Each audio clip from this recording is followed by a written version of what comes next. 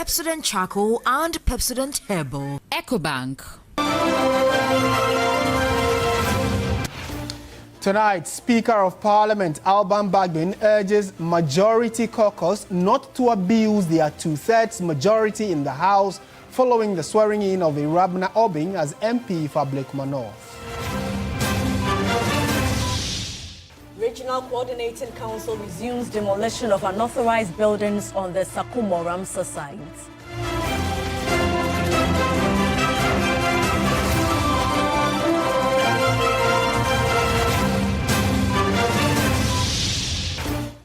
Ghana AIDS Commission warns over the alarming rise in HIV infection rates among the youth due to notable decline in the use of contraceptives.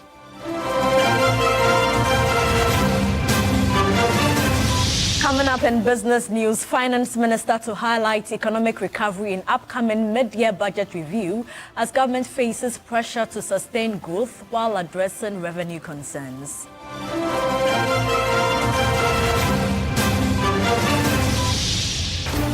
And on the international front, flash floods and landslide kill at least 21 people across Pakistan, taking the total death toll over the years to 242.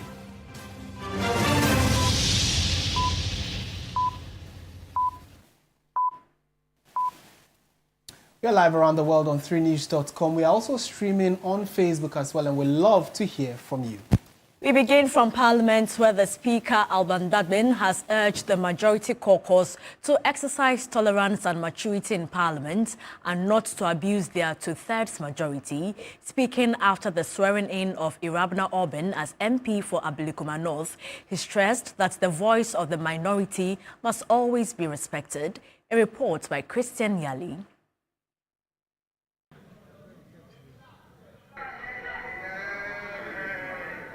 She entered the chamber with confidence, brimming with exceeding joy and potential. Her journey to Parliament is one that has been wrought by obstacles, legal battles and chaos. No more uncertainties, and now Ablekuma North has a representative in Parliament. That I'll preserve. And that I will preserve, Protect. protect, And defend the Constitution of the Republic of Ghana. and defend the Constitution of the Republic of Ghana. So help me God. So help me God. On Tuesday, the Speaker swore her in as a Member of Parliament, but even before that could happen, the minority side staged a walkout after the Speaker disallowed a preliminary comment by the Chief Whip, Frank Anodompre. If that is the turn of event, then we, in the minority, for the records, cannot be part of the swearing-in. Yes, we cannot be part of the swearing-in. We are working on it. And this one is specific to the swearing-in. Other businesses will engage in it.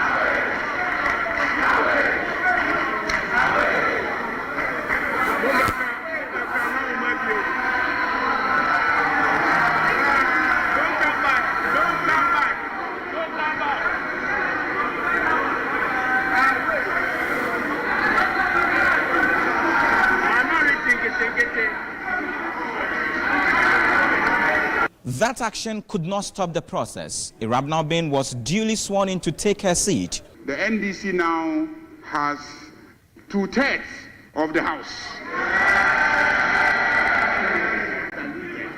Mr. Speaker, with this number, we can do many good things for this country. With this number, we can carry out significant constitutional reforms to make this country better. The National Democratic Congress will not abuse the majority given to it by Ghanaians. The Speaker further emphasized that members of Parliament must avoid political hostility and work together. We should not use the overwhelming majority to try to bully or stifle the minority from having their say on the floor of Parliament.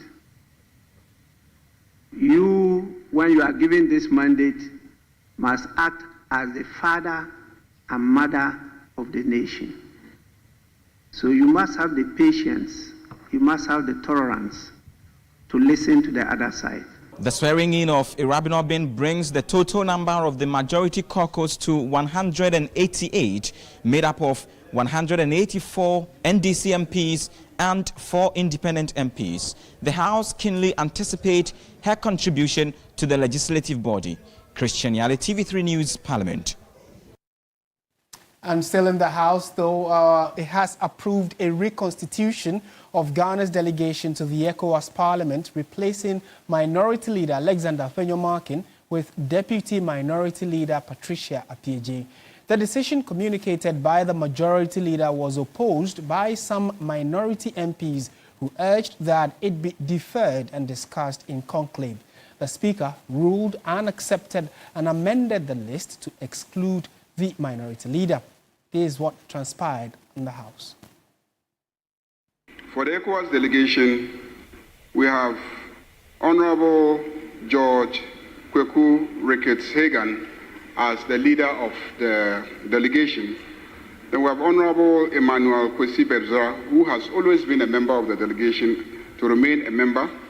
Honorable Ladi Ayi Ayamba, who has been a long-standing member of the delegation, to remain a member. Honorable Eric Afo is being added as a member. Honorable Dominic Napare is being added as a member. Mr. Speaker, it captures Honorable Alexander Kwamina Afenyo-Markin Osahin as a member. Honorable Kwame Aimedu Entry as a member.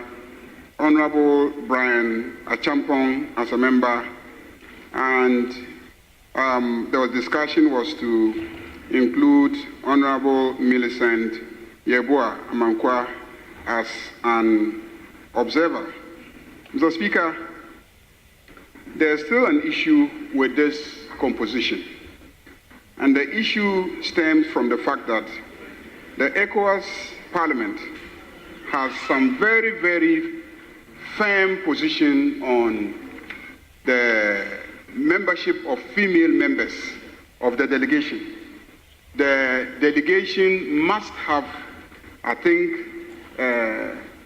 30% of the members being women. The position of this parliament has always been to send the deputy leaders as members of the delegation. That has always been the tradition. Now, away from Parliament, or well, still within the precincts, well, the House passed the Ghana Medical Trust Fund Bill 2025, popularly referred to as the Mahama Cares Program, which will pave way for the establishment of a dedicated fund to support patients suffering from chronic and life-threatening conditions such as cancer, stroke, kidney failure, and diabetes. In a minute, we'll speak to a member of Parliament for Lambusie, who has also been on the committee, the Health Committee of Parliament, and actually has been championing this right from the days of the campaign up until the Ghanaian people decided to give the mandate to the NDC, and by extension, the government has sought to ensure that they bring this bill into fruition. And today, Parliament has eventually passed the Mahama Cares Program, or the Ghana Medical Trust Fund Bill 2025. Professor Titus Bayo has joined us. He's MP for Lambusie and a member of the Health Committee in Parliament. Prof, good evening and thank you for your time. Good evening, and good evening to your viewers. I'm sure many who voted for the NDC will be happy that at least we have this out of the way. But walk us through how the fund in itself is going to be getting monies it intends to use for its many programs we have seen in the lineup. All right. So I think today is a very good day and a happy day for all Ghanaians, not only those who voted for the NDC, but every Ghanaian, because all of us are potential patients. And with a country that our disease burden has shifted more towards NCDs, it would take a visionary leader like His Excellency John Dramani Mahama to bring this in to help. The fund, the Ghana Medical Trust bill that has now been passed as an act of parliament awaiting presidential assent, when assented to and fully implemented, is going to have sources of funding from the National Health Insurance Fund. About 20% of the money allocated to the National Health Insurance Fund will go to support this fund. Then we will have other sources of funding that Parliament may approve, including also donations. People who have been willing and asking questions, how can I donate? Instead of that, on social media, GoFundMe, they're not sure how well the money they are donating will be used and equitably assessed. Will now have an avenue to donate to help fellow citizens once this act is assented to. Right. Prof, now, there are those who also aren't sure how this differs from the National Health Insurance Scheme. So if a new government is in place and they institute this bill or this fund, how does that work in tandem or at variance with the existing National Health Insurance Bill? Just give us some education on that. Excellent. So this fund, in plain terms, comes in when the National Health Insurance stops. You are aware that our National Health Insurance Scheme is doing very well. It's trying. Now they are paying and all of that. But even for conditions that are covered on the National Health Insurance Scheme, some of the chronic conditions at some point, it's no longer being covered.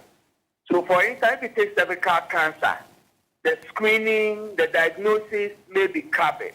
When you get to radiotherapy, which is one of the major modalities of treatment of cervical cancer, then it's not covered. If you take chronic kidney failure, your diagnosis and initial treatment is covered. When you get to the point where you need dialysis, kidney transplant, then it's not covered. Breast cancer, the same. So this fund then kicks in at that point when health insurance stops. Right. And the reason why it's completely different from health insurance is that this is going to be a national pool that is open and accessible to every Ghanaian. When your doctor feels that you are at that point where you need any of these treatment modalities I've talked about, and it is very costly, and the National Health Insurance cannot, instead of you now going on a GoFundMe or being left to die, your doctor then makes a recommendation to this fund, and then the fund comes in to support. Right. This is basically what it's coming in to do. So it's filling that unique gap at the terminal end where health insurance cannot. And truthfully, if we put all those conditions on health insurance, it will collapse in a day. Because if you were to do renal transplant for 4 people on health insurance, or put people on hormone therapy for breast cancer, a drug can cost 24,000 Ghana cedis. People get to that point and can no longer get it, and then they will just simply leave it and die. Right. Now, this fund comes in to help. Okay, Prof. Unfortunately, for lack of time, we'll have to leave it here, but certainly it's an initiative that many would want to get more answers to. But Professor Titus Bayo will be joining us later for further conversation on this. He is a member of the Health Committee in Parliament. In more news tonight, the Ghana AIDS Commission is sounding the alarm over rising HIV infection rates, especially among young people aged 15 to 24. The Commission says this troubling trend is fueled by the growing use of emergency contraceptives and a notable decline in condom use.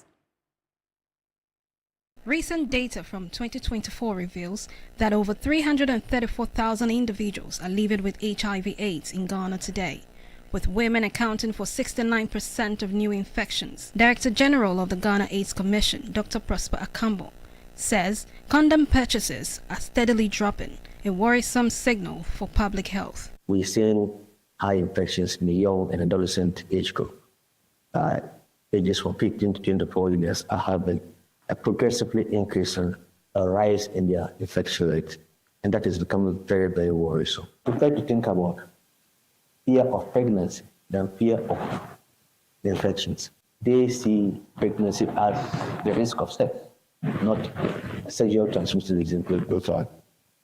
So you can see the use of emergency contraceptive agents that is rising, but the preventive mechanism, safe safety mechanisms are going down. He adds that the Commission is teaming up with the Commission on Human Rights and Administrative Justice, SHRAJ, to fight the stigma attached to HIV/AIDS. Dr. Akambong also says the workplace policy has already cleared Cabinet's consideration and is set to be adopted under Ghana's labor laws. We are working with SHRAJ on the human rights aspect and stigma and discrimination issues, together with other CSOs like workers. They are also into stigma as well. And then we are trying to develop a whole lot of stigma discrimination framework so that we can reduce the amount of social stigma. We are putting our workplace policy that has gone through cabinet consideration, which will give rights to people living with HIV not to suffer stigma and discrimination. That has gone through the cabinet consideration, and it should be part of the new labor advice, and it will become a workplace policy. As infections rise, public sensitization efforts are being scaled up, with renewed focus on prevention, early testing, and healthy behavior among the Ghanaian youth. In more news this evening, they are legal tender, but they are not being accepted. The 1, 5 and 10 PESA coins have not been used in transactions for a number of years now, and the Bank of Ghana is now threatening to prosecute people who refuse to accept or use the coins. Evelyn Tingma was at the Nima market and reports that traders want people to be arrested and prosecuted for refusing to use or accept the coins. For some time now, Ghanaians have stopped spending or accepting the 1 PESA, 5 PESA and 10 PESA coins, even though the Bank of Ghana insists that they are still legal tender. Now, the non-acceptance of these coins obviously has negative effects on the pricing of goods. We are out here in the market to find out more about this development. So I have in my hands 5 PESA and all is 50 PESA. I'm trying to see if I could buy pure water with it. Hello, madam. I'll buy pure water. One. It's true though. This money. But why won't you take it? Okay. But this is Ghana money, oh? No. She nearly did not accept it until she saw the cameras. Most traders will simply not accept these coins, and they have reasons. That 1 PESA and that 5 PESA, there's no value. There's no value? There's no value for now in the local market, because there's nothing that is sold at 99 pesos.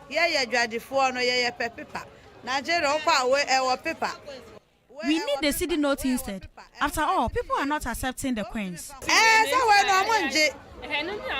the way for Tobia there, Obeka shots, so proud the ma, Obeka away won't be that. Miss Udi Betua de Womicha, Minamose Ghana Scameji. For me, I will take it. The police should arrest anyone who refuses to take the coins. Ebeye no paper Maya. Ebeye, Anaya the Mo Binani Pakuno Sondia. Police in Chino. For close to 15 years, traders, commercial drivers' mates, vendors and buyers have refused to accept these coins. Normally the stores, they are the main reason why the passengers don't want to collect. The stores, like Eyewitness one last, they give one woman the 2 CD notes. They sent to buy something. The woman said she will not take it. That because they don't take 2 CD notes. That's the reason why the passengers at times if you give them, they don't want to collect. For us, we will take it. Prices of goods and services are therefore rounded up, which financial analyst Patrick Abankwaba says it is just not inconveniencing, but a hidden inflation engine. Denominations are created for the purpose of valuation of assets. So it includes things that we sell at the markets, things that we sell online.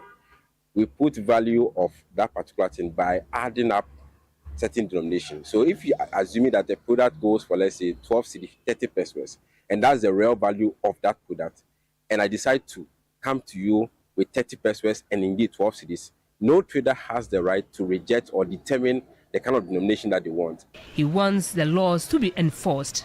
We should not allow people to determine that, okay, because I don't want to accept 30 pesos or 10 pesos or 5 pesos, therefore I'll round it up. It is wrong. And that is where regulators should ensure that, one, there's education for people to be aware of what the law says, and two, people that are found culpable are punished. And once people are seeing the punishment being applied to others, they will all fall in line. For instance, Items priced at, say, 15 pesos are rounded up to 20 or 50 pesos, weakening the purchasing power of the poor or lower class. But in supermarkets and malls, such coins are still given out as change and customers have no option but to accept. And it seems the 20 peso coins are also being refused. Some traders are worried. I said 20 pesos, the 20 pesos, stop your water. People are no longer accepting the 20 peso coins. Do they expect me to take it? Prices are high because if we are to increase things by maybe 20 pesos or 10 pesos due to the rejection of the coins, probably it will be increased by 1 cedi. Deputy Manager at the Currency Department of the Bank of Ghana, Frank J. Entry, said the bank usually organizes public education on the use of the coins. As a bank, we have a financial literacy program.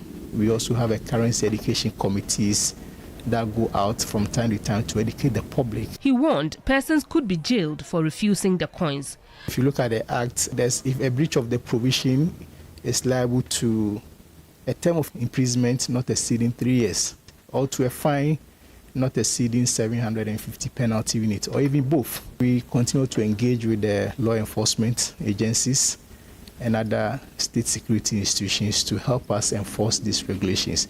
Well, it seems the Bank of Ghana needs to up its game in educating the public on the need to accept these peso coins, or they remain officially valid but practically in exile.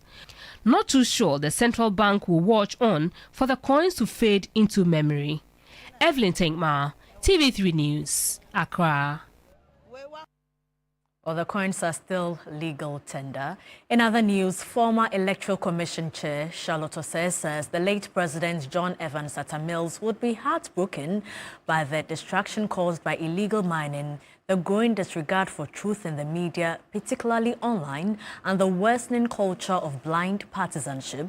Delivering this year's 13th John Evans Atta Mills' memorial lecture, she said these troubling developments stand in stark contrast to the values of integrity, humility, and national unity the former president embodied. As we honor Prof's memory, we must also commit ourselves to continuing his work.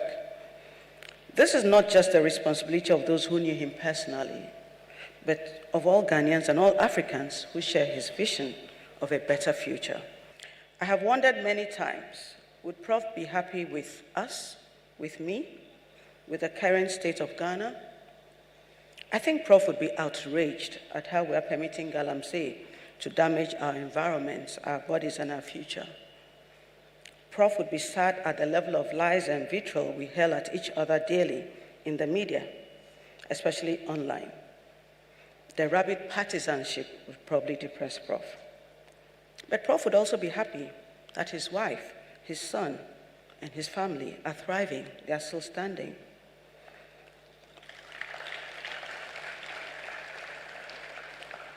Prof would be pleased that many of his students and mentees are leading lights in business, in the executive, the legislature, and the judiciary. I think Prof would be happy that his political party, the National Democratic Congress, that he made so many sacrifices for, is back in power.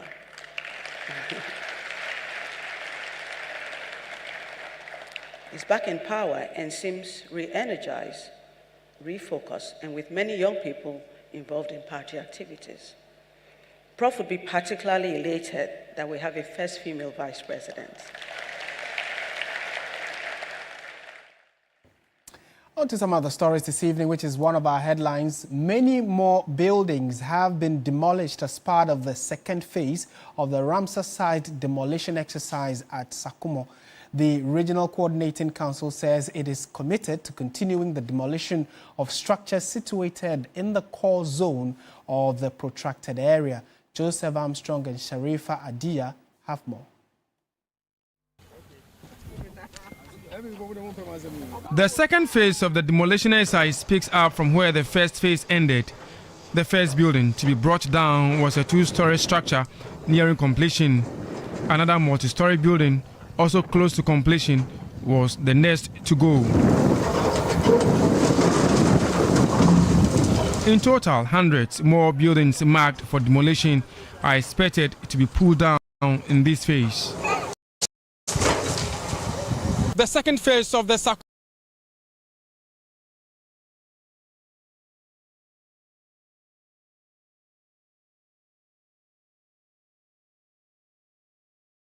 Ramsar site demolition, we are told, may last for 7 days. At this point, it's very obvious that the current leadership at the regional security council means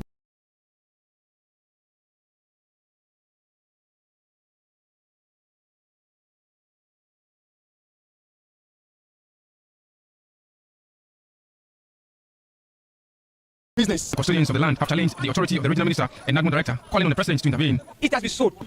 Resolve the issue. I'm breaking the buildings. In response, the national admin director dismissed their claims. Some of these utterances are meant to divert attention so that the work we are here to do will be diverted from our focus and rather concentrate on arresting people, and probably that will stall the work.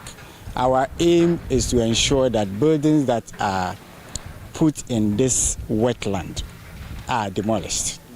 He added that investigations are underway to identify and prosecute those who allegedly sold lands within the Ramsar enclave. What we intend doing is that after the entire exercise, after we've demolished the entire structures, we are going to hire some equipment to come and take care of the place, and then we are going to reshape the entire place and then hand over the site to the forestry department to make sure that they green the entire place for us. So that, with hundreds more structures marked for demolition and some resistance coming from community members, authorities say they remain resolute in restoring the integrity of the Ramsar sites. Well, the coming few days will be crucial in determining how these demolition exercises will be carried out. Joseph Armstrong, Go Deliberate TV3, Sakumu. And President John Mahama last week cut short for the commencement of Phase 2 of the Blekusu Sea Defense Project, aimed at safeguarding vulnerable coastal communities in the Volta region from the devastating effect of tidal waves and coastal erosion. Though the project has kick-started in earnest, displaced families are still appealing to corporate institutions and benevolent organizations to come to the aid of the displaced residents. Moved by the plight of the people and the devastating report on the level of destruction caused by perennial tidal waves in the coastal communities of the Volta region, US-based non-governmental organization Highly Favored embarked on a mission of compassion to Agaviji, one of the most hard-hit communities. The emergency relief outreach to the deprived community that has been severely impacted by tidal waves and sea encroachment was geared towards supporting displaced countless women and children. The team provided over 200 pairs of brand new cork shoes, high-quality blankets, disinfectant, sanitizing sprays, and clothing for women and children. Tourism Minister and MP for Ketu South constituency, Jifa Gomashi, commended the team for the gesture and appealed for more support. Our utterances sometimes can discourage someone from lending a helping hand to us. If we live in unity and love, others will come to our aid. It is not late yet. Others willing to help should also come on board, and gradually the challenges will be dealt with. On her part, Alberta Ablodope assured of her outfit's continued support to victims of the tidal waves until a long-lasting solution is found to the problem. As part of its annual Autism Awareness Campaign, the Guarantee Trust Bank Ghana Limited is hosting a workshop and consultation program. The event is themed From Awareness to Action, Advancing Autism Inclusion, highlighting the bank's long-standing commitment to autism advocacy and support. Guarantee Trust Bank Ghana Limited is pushing the conversation around autism from awareness to meaningful action. The workshop brought together parents, educators, health professionals and advocates to spotlight the needs and rights of people living with autism spectrum disorder, ASD. Divisional Head of Corporate Communications and Experience, Agnes Owusu-Afram, said the program forms part of the bank's corporate social responsibility. For us, everywhere we have had to do business, and just as we are in Ghana, it is one thing that we owe to the community in which we do business. That is what we term corporate social responsibility. It is our obligation and duty that wherever we are, we make sure the community is also taken care of on what they need. And this is an area that we see and deem it fit as a need for the community in which we are. Director of Family Health at the Ghana Health Service, Dr. Kennedy Brightson, applauded GT Bank for such initiative. He highlighted the Ghana Health Service's role in addressing the needs of children with autism. The Ghana Health Service, like I said, is empowering nurses and midwives. It's empowering community health nurses to take up that role within the community. The children with autism live in the community. They don't live in isolated places. So it is an additional responsibility that the Ghana Health Service is asking, so that our nurses who live in the community with them would visit and help in taking care of them. This campaign about shifting the narrative from pity to empowerment and ensuring that every neurodiverse person has the opportunity to be seen, heard and supported. Still watching News 360 on TV3. Stay with us. We have business, sports and entertainment coming up right after this.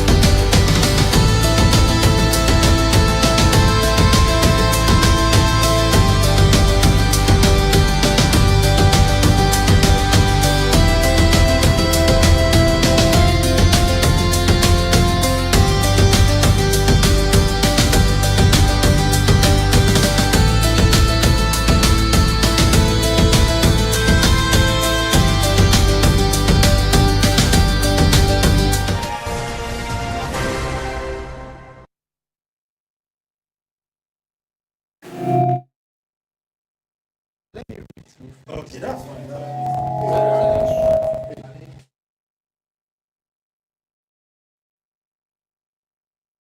The business segment is brought to you by MTN Touch Concentrated Perfume.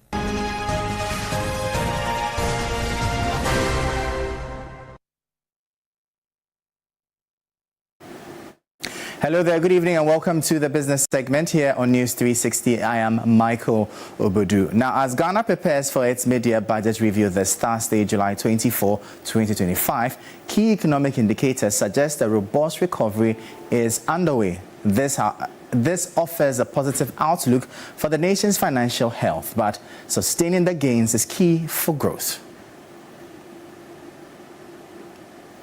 The economy expanded by a healthy 5.7% in 2024, outperforming the government's 2025 budget projection of 4%, with first quarter 2025 GDP already standing at 5.3%. Inflation continues its downward trend, reaching 13.7% in June 2025, a significant drop from 23.8% at the end of 2024. This places the government well on track to meet its 2025 budget target of 11.9%. In a strong sign of external sector resilience, Ghana's import cover has surged to 4.8 months as of June 2025, exceeding both last year's 4 months and the 2025 budget projection of 3 months. Furthermore, the cedi has shown remarkable appreciation against the dollar, gaining 42.6% year to date. Starting 2025 at 14 cedis 71 pesos to the dollar, the cedi is now trading at approximately 10 cedis 40 pesos on the interbank forex market. Chief Executive Officer of Dalex Finance, Joe Jackson, believes sustaining the gains is the difficult part. To manage this economy, manage the currency, manage inflation, manage our debt and our borrowing are things in the right direction. But at the same time, a word of caution. It does not mean that Ghana is still not broke. It does not mean our debts are not horrendous. Energy sector debt could kill us. That inflation still needs some work in order to bring it down to single digits. It does not mean that the government can go out on a spending binge. It just means that to date, we are doing the right thing. These positive developments provide a strong background for the upcoming budget review, with expectations high for continued macroeconomic stability and growth. Meanwhile, the Ghana Chamber of Mines is calling for a downward revision of the growth and sustainability levy in the upcoming mid-year budget review. The chamber argues that while the government's need to mobilize revenue is valid, the tax burden must be shared equitably across sectors. The mining industry has strongly opposed the levy, which increased the tax on gold mining companies from 1% to 3% of gross production. Finance Minister Dr. Kasiel Attoforsen has defended the move, insisting that the government must capitalize on rising gold prices to generate more revenue for national development. Ahead of the mid-year budget presentation, the chamber says it hopes government maintains macroeconomic stability while reconsidering the levy rate for the mining sector. It's important that, we don't get surprised with any new taxes. The fiscal regime is kept as stable as possible. There are challenges that we've had with the growth and stabilization levy. Our hope would be the fact that would be reduced. The chamber also disclosed that in the first quarter of 2025, the small-scale mining sector produced over 1 million ounces of gold, more than 130,000 ounces above the output from the large-scale mining sector. It believes small-scale miners must also be brought into the tax net to contribute to the growth and sustainability levy. In a period where we are hearing that the small-scale miners are producing as much as the large-scale miners are producing, if the large-scale miners are generating totally 17.7, then maybe what we should do is reduce that GSL a bit and then get that sector to also contribute to that. The chamber revealed that its members paid more than 17 billion cedis statutory payments to government and repatriated over 70% of nearly 100 billion Ghana cedis in revenue recorded for 2024 back into the country. Malcolm Care Foundation is teaming up with the National Blood Service to launch a nationwide blood donation exercise this July. The campaign aims to stock the National Blood Bank in a bid to save lives. Ghana continues to battle a critical shortage of blood, especially in emergency and maternity cases. In a timely response, Malcolm Group, through its Malcolm Care Foundation, is partnering with the National Blood Service to organize a large-scale blood donation drive across the country. The campaign is scheduled to take place on Thursday, 24 July and Saturday, 26 July 2025 at selected Malcolm stores nationwide. 30 Malcolm branches across all regions, including Achimota, Tamale, Ho, Takwa, Sunyani, Coast, and Kumase, will serve as donation hubs. Major malls like Achimota Mall, West Hills Mall, Accra Mall, and Malcolm Mall at Spinkters will also host events on the final day. Group General Manager for Malcolm, Francis Sam, highlighted how the initiative aligns with their goals. Malcolm's philanthropic arm, Malcolm Care Foundation, focuses on health and education. The blood drive falls under health, and it's been something that has been done for over 10 years now, and we continue to see its importance with the help of the blood bank, and as such we will continue to embark on this program. Head of Donor Recruitment at National Blood Service, David Doji Ahiadro, highlighted the importance of blood donation. Many patients who require blood transfusion for their management can only get blood donated. Currently, we don't have blood manufactured in any factory. You cannot go to any market to get the blood to buy. It will take an individual who is willing to give this blood to save a life. That is the reason why it is important. And for us as a country to meet our requirement, we expect that at least 1% of the population should be donating blood, which is about 300,000 units per annum. And we are not actually getting this. So it is important for us to get people to volunteer to donate blood to make sure that at least we get the needed blood to save lives. Ghanaians are encouraged to participate in this humanitarian act because, as the campaign slogan says, remember, someone needs you to live. We'll turn our attention now to the currency and commodities market.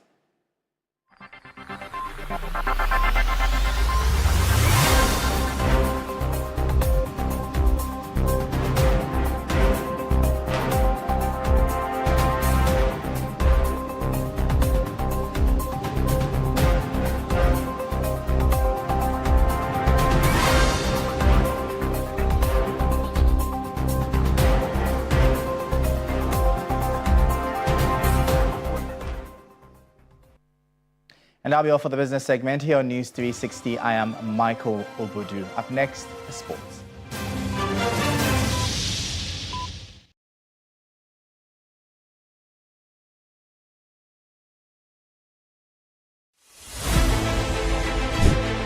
Reporting from the Takoradi Market Circle, from the heart of the Upper West Regional Capital, from the heart of the Ashanti Kingdom, reporting from Sunyani, from the Central Business District of Navrongo. The parliamentarians are on recess. This is where it all unfolds, the moments that potentially alters the course of our nation and the world. These are the individuals we recognize, the voices we amplify, who appears on screen and who contributes behind the scenes. With professionalism at our core, we bring you news you can trust, impact journalism that makes a difference. This illustrates how diverse perspectives enhance our strength and reinforces our mission. This is 3 News, leaders in breaking news, exclusive interviews, facts and analysis on TV, radio, online and digital. 3 News, first in news.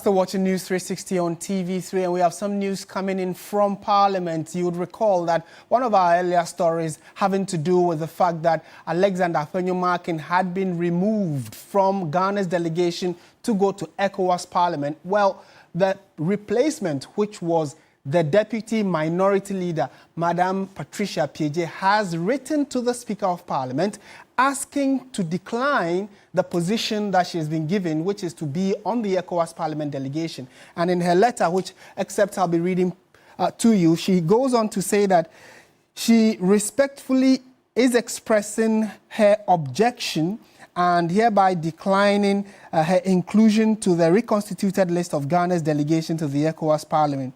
And the part that is of interest to many, she says that inasmuch as she acknowledges the argument advanced in favor of advancing women's representation in regional bodies such as ECOWAS Parliament, such representation must be pursued within the bounds of due process, consultation, and internal consensus. However, using gender parity as a pretext for unilateral and procedurally irregular decisions undermines both the objective and the institutional harmony we seek to preserve. So the NPP delegation on that grouping still remains Alexander Afenyo-Markin, Kwame Anyimedu-Entry, and Brian Echampong, who are going to be part of Ghana's delegation on ECOWAS's Parliament. So that's just by way of news coming in from Ghana's Parliament. You can get details on our website, 3news.com. On the back of that, it's time now for sports. Sports segment is brought to you by Sasso Insecticide Spray and Coil.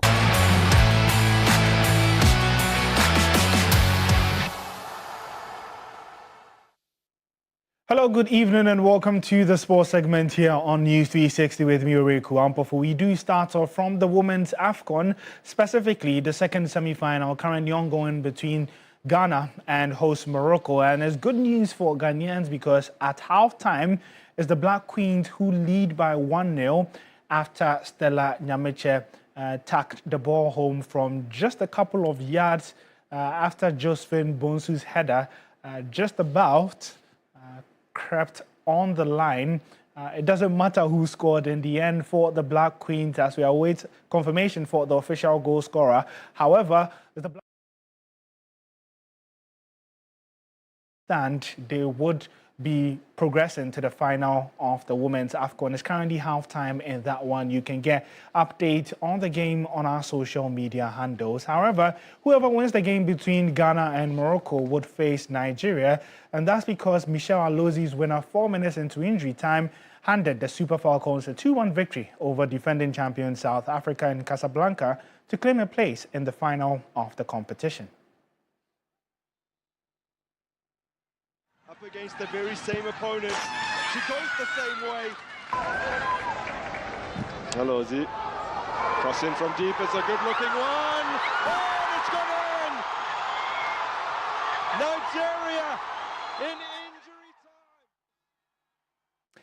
And so who joins Nigeria in the final of the Women's AFCON? 45 minutes at least left in Rabat in the game between Morocco and Ghana, while the Black Queens lead by 1-0. But before we go, just by way of update, Abdulaziz Issa has returned to Barcelona B on a season-long loan. If you remember, the Spanish club did release him after the season ended, his loan ended. You can get updates of that on our social media handles. My name is Oreku Ampofu.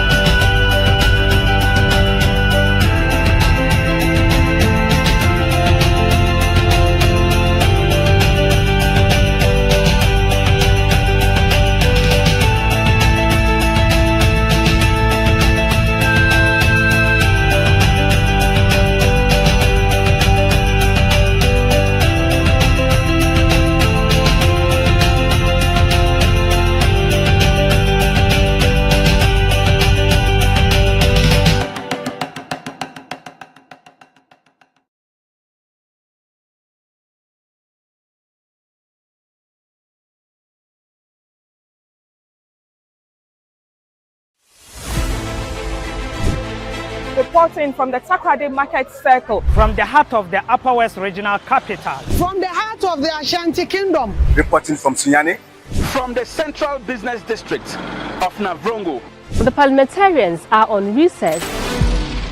This is where it all unfolds. The moments that potentially alters the course of our nation and the world. These are the individuals we recognize, the voices we amplify, who appears on screen and who contributes behind the scenes. With professionalism at our core, we bring you news you can trust. Impact journalism that makes a difference. This illustrates how diverse perspectives enhance our strength and reinforces our mission. This is 3 News. Leaders in breaking news, exclusive interviews, facts and analysis on TV, radio, online and digital. 3 News, first in news.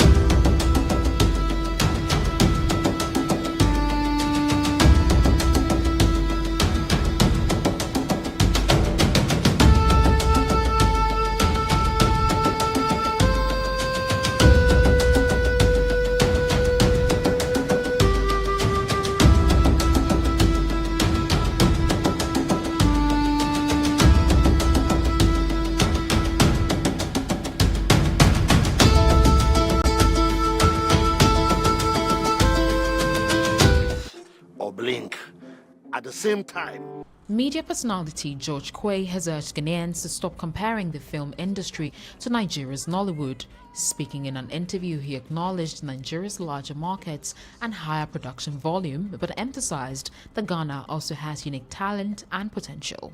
His comments responded to actress Gloria Safo, who expressed frustration over the lack of opportunities in Ghana's movie industry. Quay disagreed with her claim that Ghanaian talent is being wasted, pointing out that Ghanaian actors are often cast in Nigerian productions, proving their value. He encouraged local creatives to focus on quality, adapt to the market, and be proud of the Ghanaian film industry, insisting this is not a waste of time. The Ministry of Tourism, Culture and Creative Arts officially inaugurated its Ministerial Advisory Board to improve policy direction and enhance collaboration within the sector. The ceremony, led by Minister Ablachi Fakomashi, emphasized the board's statutory role under the Civil Service Act and the importance of legal and policy alignment in the ministry's operations. Minister Gomashi praised the board's diverse expertise and announced key leadership appointments: Mr. Divine Owusu-Ansah as Director for Culture and Dr. Tamaklo as Director for Tourism, with a Creative Arts Director to be named soon. Chief Director Joseph Kwesi Amoah acknowledged previous delays due to logistical issues and expressed optimism for the board's role moving forward. The board, which includes representatives from various government ministries and industry groups, was officially sworn in and tasked with advancing national development through tourism, culture, and the creative arts. I know on a Monday, reserve your body for Tuesday. On a Wednesday. Ghanaian rap icon Sarkodie is set to host the first ever Rapaholic concert in Kumasi on September 27 at the Babayara Sports Stadium.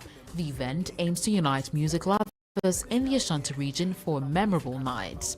Sarkodie announced the concert during a call on the Asante Hene Otumfuo Setutu II, seeking his blessing for the show. He said the Rapaholic, which started 12 years ago following the release of his album of the same name, has become an annual tradition.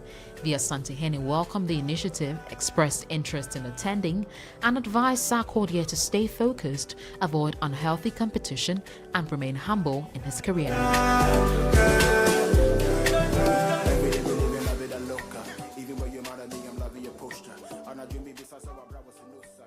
Right, so 27th, it will definitely be lit in Kumasi. So let's make a date to meet Sarkodie.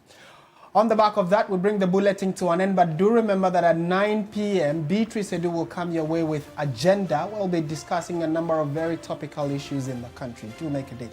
I am Martin Asiedu-Dartey. And I am Portia. Gabor. Do join Alfredo Cancer at 10 p.m. for Ghana Tonight. Good evening.